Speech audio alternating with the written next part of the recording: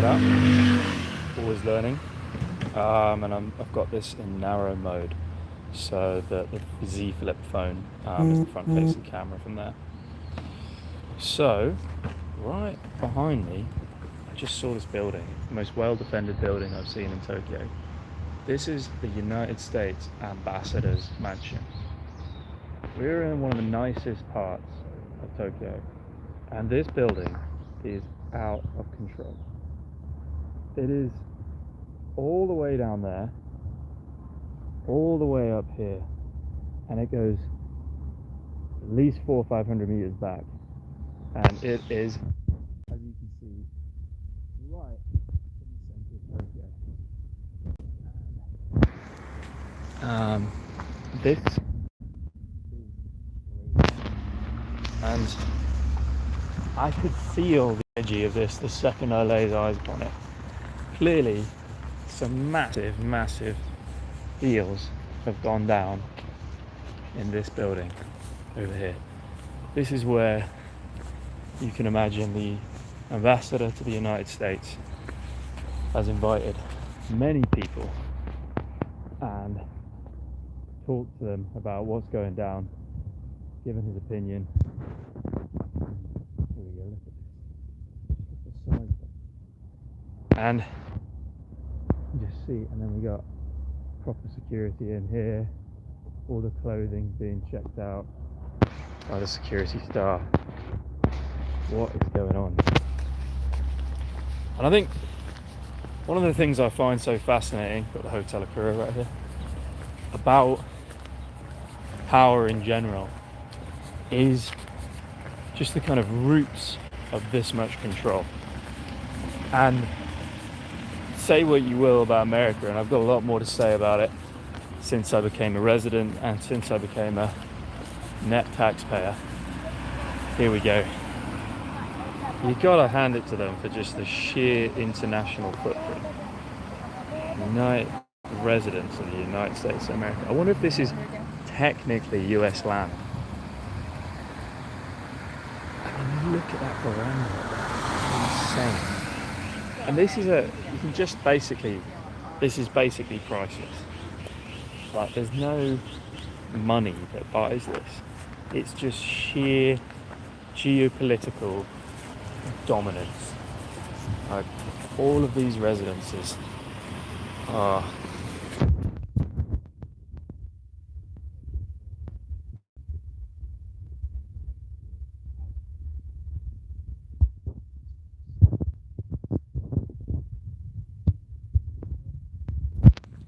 this is a perfect moment to start the video, because I've been thinking a lot about what I love and what I hate about the United States.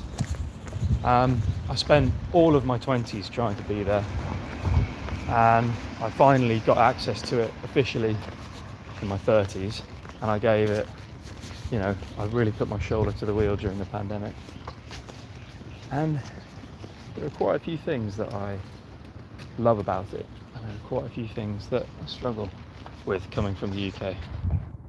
But one thing you can't deny, they're still on top. I mean, there's just this awe-inspiring sense of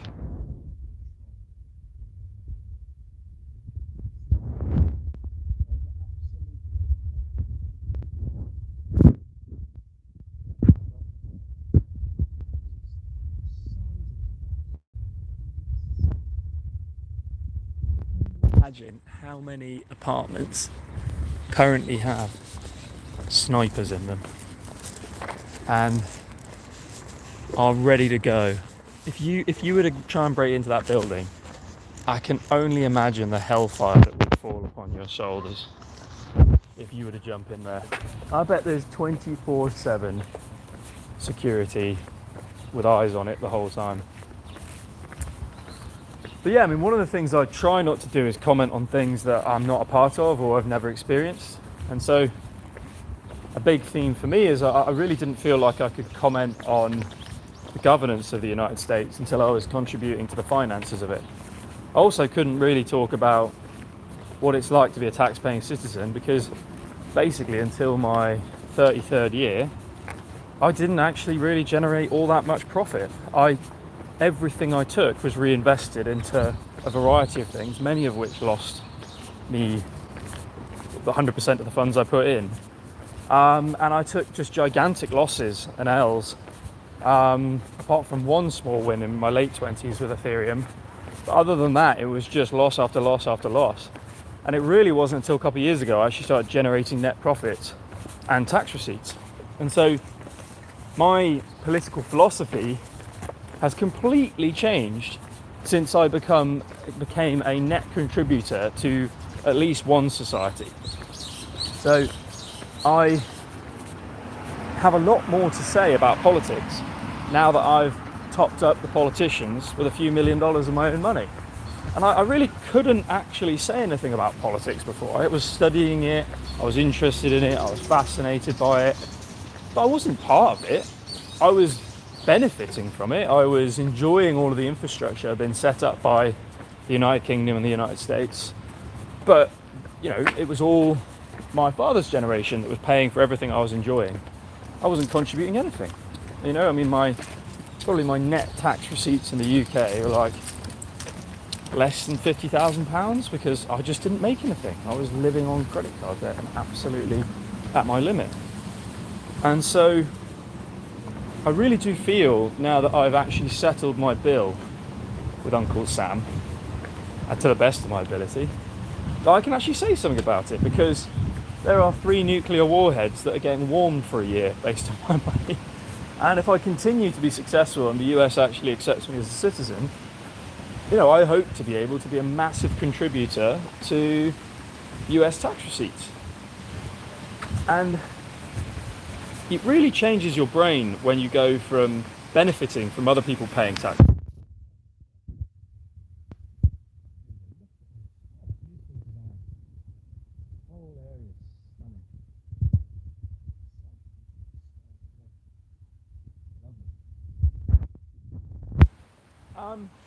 And I think this is the theme of some more content I want to put out, where I'm going to talk about this transition from exploration of the United States to immigration to the United States to creation in the United States to taxation in the United States to naturalization and that whole flow.